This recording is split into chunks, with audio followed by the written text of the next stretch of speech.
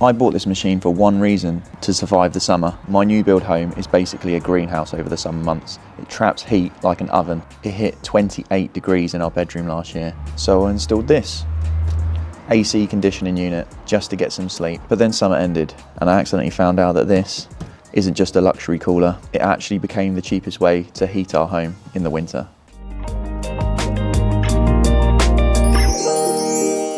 Now you might be thinking, Tom, you live in the UK, it rains 300 days of the year, why do you need an aircon system? Well, because British houses are designed to keep heat in and not let it out, especially new build homes. Now this house was built in 2022, so we have very good insulation, we've got double glazing, and we've got bricks that are designed to trap that heat. Now that's all well and good in the winter months and January, but when it comes to the summer months, we're just not built for it in the UK. Our home then becomes essentially an oven.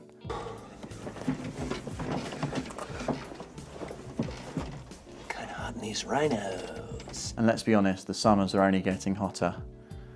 Last year, our bedroom temperature in the evening spiked at 28 degrees.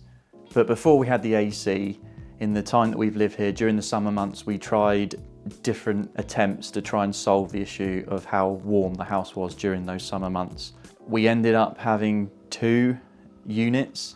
We had a Dyson cool heat fan and a purchase that my wife got from Amazon, which was a water fan. It was useless. But really, with those 2 units, we were just kidding ourselves. It was just moving hot air around the room. The Dyson did purify the air, which was pretty good, and I would recommend that. But if you're willing to spend that amount of money on that Dyson cool machine, I would rather invest that in a proper air conditioning unit that will eradicate your problem for good. And obviously, my wife, the consumption queen, her only solution was to have both of those units on full blast from the late evening all the way up to the morning. So you can imagine what our room was like on those summer months. So we needed a real solution that was going to fix this problem. With my wife going into her 3rd trimester, we needed something before that summer peak temperatures came in. But before we go through that, I wanted to touch upon the system itself. Now this is an air-to-air source heat pump, not a air-to-water heat pump. So this does not connect to our radiators, it doesn't do anything with our hot water. It is purely for the air, pushing out hot air and cooling. So most people in the UK call it AC, but for me, this is my accidental heating hack in the winter, but we'll get to that. So before we do all that, let's rewind back to April 2025. I went on a trip to Frankfurt to watch my beloved football team, and I was in the bar before the game and I got speaking to a lad who was local to me, and we were talking about what we do for work, and he told me that he was a refrigeration engineer that deals specifically in air conditioning units. So we got talking. Obviously this is prior to that summer. I told him that my wife was pregnant and our new build house was such a greenhouse of heat and she was worried about melting. Basically. So he came up with a solution that we should just bite the bullet and buy an AC system. So when I got back from that trip, I started looking at quotes just to get a rough idea about how much it would cost. Our neighbours recently got a system installed by a different company, and we began to get quotes from the companies that they used. They were all beyond £3,000. At the time, we just didn't have enough funds to proceed with any of them quotes. So what I did is, when it got towards June time, there was a tipping point. So as you can see on this graph here, you can see the indoor max temperature constantly jumping over above the adult disturbance level. Some people can deal with that, that's not a problem.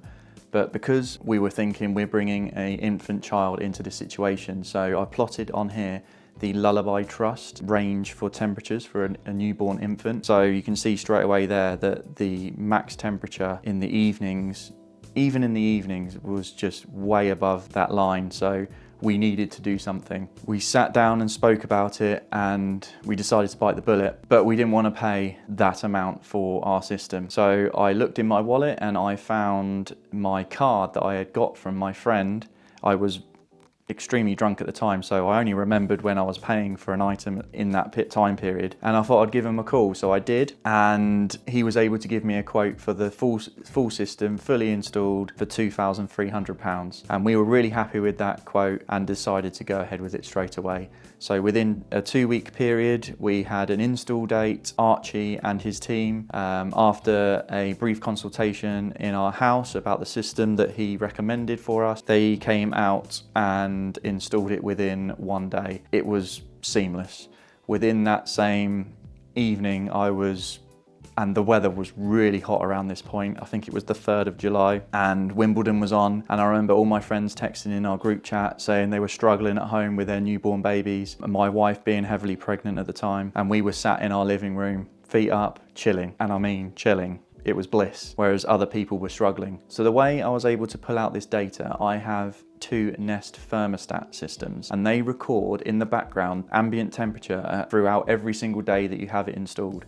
You can go onto Google and you can download that information and you can put it into graphs. So if you're a family that's expecting, or if you're really struggling with heat in your new build home, then have a look at that and you'll be shocked at the amount of max temperature at points of the evening, and it might make you take a closer look into a possible solution to that, and that would be installing an AC system. And I would 100% recommend that. It was so nice having that in the summer. We haven't had a full summer with it yet, but from the months we had it installed on the 3rd of July. My daughter was born on the 17th of July. So, you know, we're not now fearing about those sweaty evenings in bed where you just can't sleep, and we would have a 1-year-old who will just not be able to get to sleep. Or, I mean, we were so worried about having an infant baby in that peak 28 degrees Celsius, and there's just nothing you can do about it either, unless you sleep outside or something. So the other reason why we decided to go with the air-to-air source heat pump is, well, one, the cost. I mean, these things are dirt cheap, really. £2,300 fully installed for 2 units in your 2 main spaces of living. It's great. The air-to-water system is good, but I would only really suggest doing that if you're considering major works in an older house. Radiators are coming out, your gas boiler's coming out, you might have a water tank, and then they would have to replace that. So there's all those things that you would need to consider if you were to go for that. And that seems like anyone who lives in a new build, you really wouldn't want to go through that massive overhaul of equipment in your house. Whereas if you were in an older house and you wanted to modernize it, then yeah, that I could see someone doing that for that reason, and then that additional cost would be worthwhile. And I know there are grants that are given to you by the government now, but it seems as though that the installers have put their price up knowing that the grant would cover that, so you're still paying that premium price for something like that. So here we are in my little utility room, and I just wanted to go through that because we use this hybrid setup that we have, we obviously still have the gas boiler. And this is a combi boiler. It's 90% efficient, it's relatively new. Now, the reason why we haven't obviously ripped this out is because we still need it for showering and hot water. So just following on about the discussion about the air to water heat pump and why we didn't go towards that. And I'm going to put a couple of graphs of my findings and some research here. And the reason why we think that it's not the way to go for us is because if you've watched my first video, you know we're doing this on a budget. So we're all about our payback period on these pieces of investment. We see them as an investment. So we're looking for that quick ROI and what is the shortest payback period. For the air to water system to work, you need a bigger battery and solar solution, because if you look at the, still gas is 6.9p per unit to heat the house. So it's still a decent option compared to a 6.2 if you're using it on the peak rate energy. Now obviously that would go down if you had a solar and battery setup, but the battery and solar setup required have enough power for your house and to do the hot water and to heat. It's too much, and you'll see that the people that make the heat pump system work are people that will have massive arrays or massive size batteries.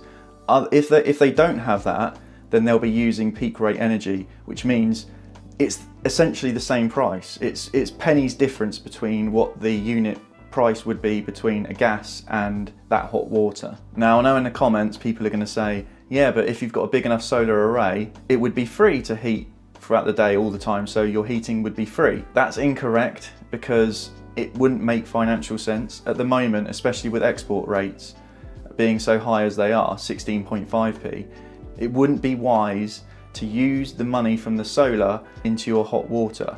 It would be more beneficial for you to sell that energy at an export rate of 16.5p than it would be to consume yourself using your hot water and heating. For me, solar isn't free energy, it's potential money.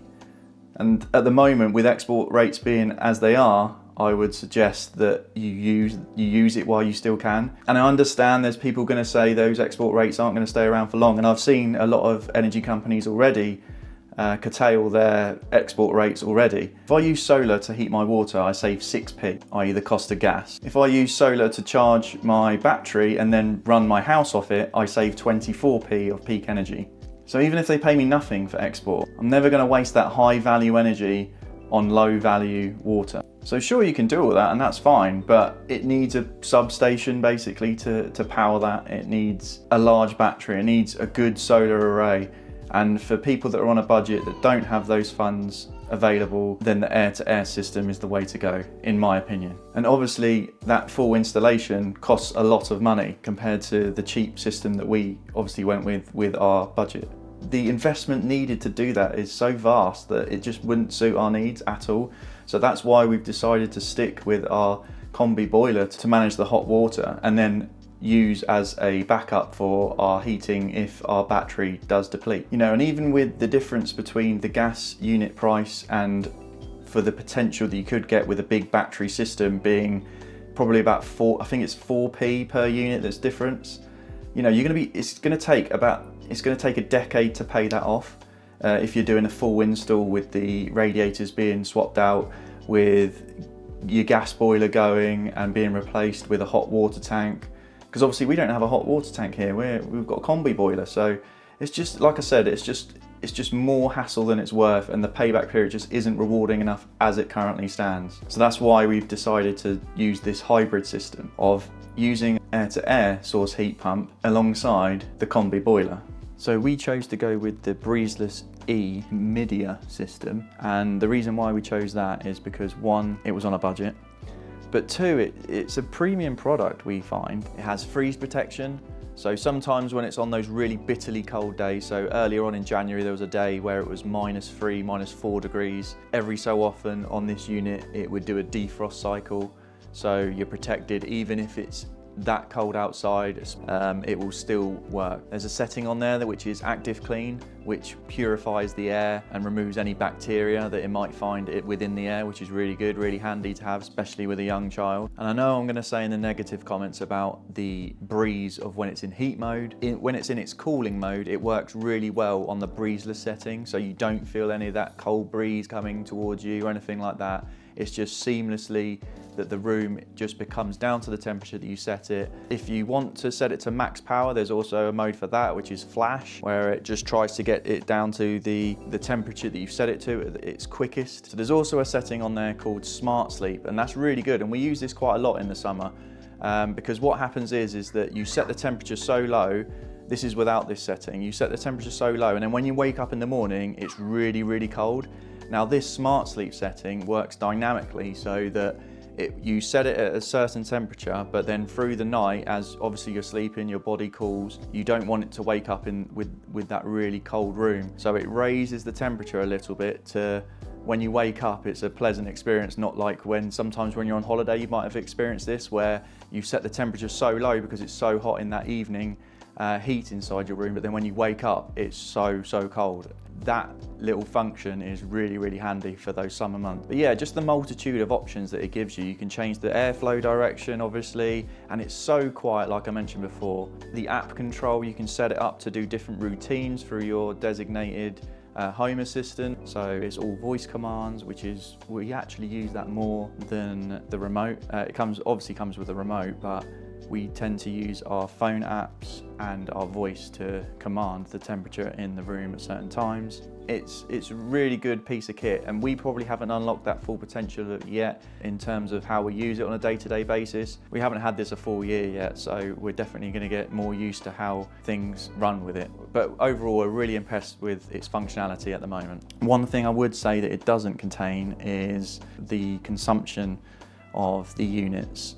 So if you're wanting to find out how much you're paying for the unit, it's kind of hidden within your usage. But I have done a lot of tests on this, and from what I can see, according to my Fox inverter, which tells me my usage at certain times when I turn on and off appliances, and certainly this was the case before I had my solar and battery installed, because I was able to look at my smart meter, the consumption was really surprising for both of the units. If you've got one unit on, it was using 800 to 900 watts, which is really good if you're cooling down your house. I thought that was really impressive of how efficient it was. But where it comes into its own is the heating. And again, that was still 800 to 900 watts. And even if you have the other unit on, it only goes up by a little bit more. So we'll go into the stats in a little bit more, but that's really impressive in terms of efficiency. And if you think installing an air-to-air heat pump is a big renovation job, it's really not. I mean, the guys were here for one day and a couple of pipes outside the house. I think it doesn't look too bad. So a couple of things to consider when you are looking around for an air-to-air source heat pump, and that is how many units to go for. So if you're doing it on a budget like we did, we have 2 units. We've got one in the living room where I am now, and we've got one in our bedroom. Now both units are in close proximity to our outdoor unit, and that's really key, because if you don't have them closer to the outdoor unit, say for example if we had this unit in the middle of this room, then that would require a pump to get that flow through, because otherwise it won't be able to reach it in the way that it needs to, and that would come at an additional cost. So when you're planning your system, speak to your installer and tell them that you want to do on a budget. So that means you need to design about where your indoor unit needs to be and where you want your outdoor unit to be. We decided our outdoor unit to be on the floor as opposed to being wall mounted. The reason behind that is because we felt that if there was any rumblings, we didn't want that to be on the building itself. So, and we're happy with how it looks. Doesn't make any noise really. Neighbours wouldn't complain. It's honestly null and void. These systems are dead quiet as well, 20 decibels. So summer's over, the AC starts running down, we start moving into winter. Now that's when the system completely blew my mind. I didn't realise it heated, and as crazy as that might sound, I only picked that up through the app that it could heat. After checking some of the product specifications and doing a bit of research, I noticed that the heating of both the units has a COP of 3.8, and what that means is essentially for every unit that you put in it, it nearly outputs 4 times amount of that back out as heat. So before I realised that the heat potential output for the heat pump was much better than the gas boiler, the cost of electricity is obviously higher than the cost of gas. So the amount of heat that gets put out per amount of money that you put in is similar between the two. Heat pump is a little bit cheaper, but it's just, you can't make an argument for switching completely because it's very similar. But it all changed because if you have a solar and battery system, that cost will drop by 70% because you're moving the energy from cheap rate energy to be powering this, which means it would cost 1.9 pence currently. So then that would mean that the price that you pay to get the same amount of heat out of this compared to your gas boiler dramatically drops. And that's where it unlocks the potential for this to be your main source of heating during your winter months.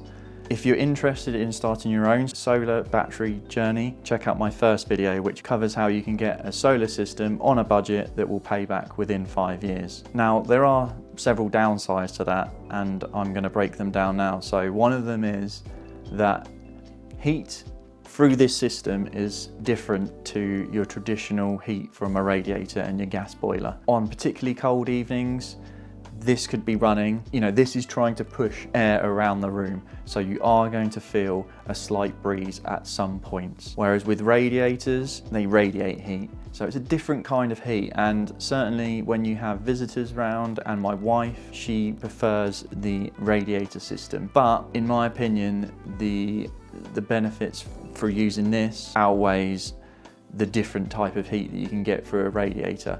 These are instant heat, or it can take 30 to 40 seconds to power up and you can get that blast of heat, which is unbelievable in them early winter mornings. Whereas with radiators, you've got that gas boiler trying to boot up and it takes some time, and then by the time you've turned the dial up, you've used loads of consumption, but the heat hasn't come through yet. The benefit of that obviously is that it's a consistent heat. If you turn that off straight away, you lose that heat and it's just gone. It stays inside the house with your insulation, but the radiators, they're warm. They've got water in them. They can stay warm for a prolonged period of time. The heat from this will just stop dead. So what we do is we keep these on a stable temperature. What it will do, it will reach the temperature of the room using its inbuilt thermometer, and then it will stable out, and you can see consumption drop from around the 800, 900 peak to half of that, just to keep the level of consistency going, keeping the level of the temperature in the room. The other thing to consider with these is that in our system, and if you do want a budget system, realistically, you're probably only going to get 2 of these installed. That obviously means other rooms in the house are going to be cold if you completely switch from your gas boiler to this.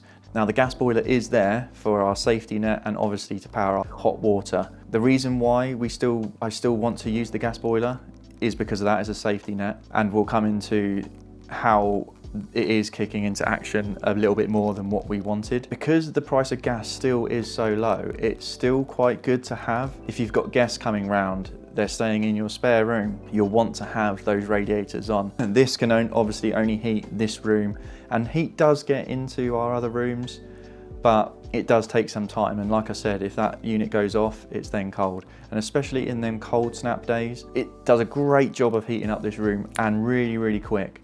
But there is a noticeable difference when compared to the radiators, definitely, on those really cold winter days. Another thing to consider is the people that you live with. Now stay with me on this one. So if you have a wife, if you have your partner, or you have kids, they all have different energy needs. If you're entwined, then great.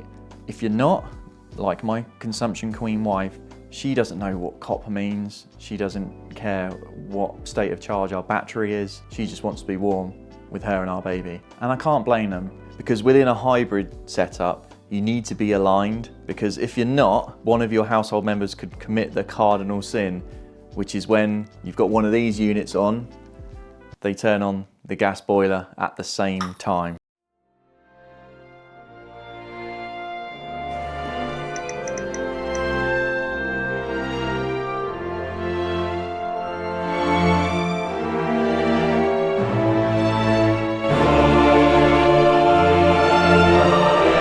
Execute order 21 degrees.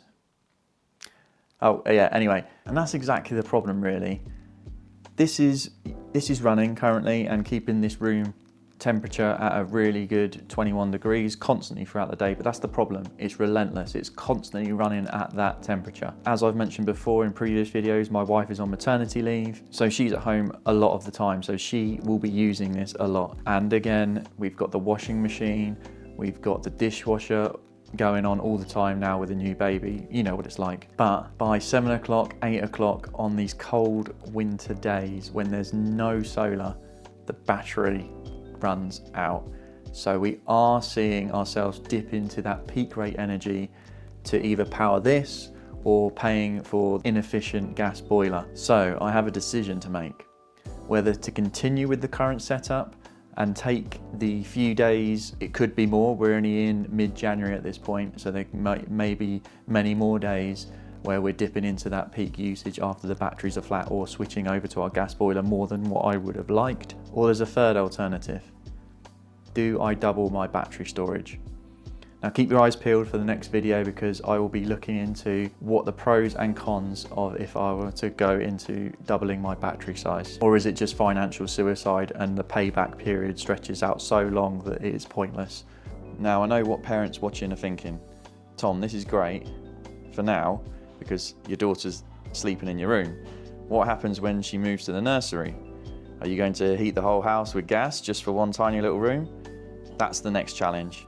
I've been looking into some smart radiator valves like Tado to solve that exact problem. I'm not sure how I'm going to do it, but I'm looking into it at the moment, and that's a project for another day. So if you want to see how I solve the nursery problem without bankrupting myself, make sure you're subscribed. Let me know in the comments what you would do. Would you flip over to the gas, or would you double down on the electric and go for the battery storage? And I forgot to mention, there are 4 other members of this household who absolutely love this system, especially when it's in that heating mode. They absolutely love it. Thank you for watching, and I'll catch you next time.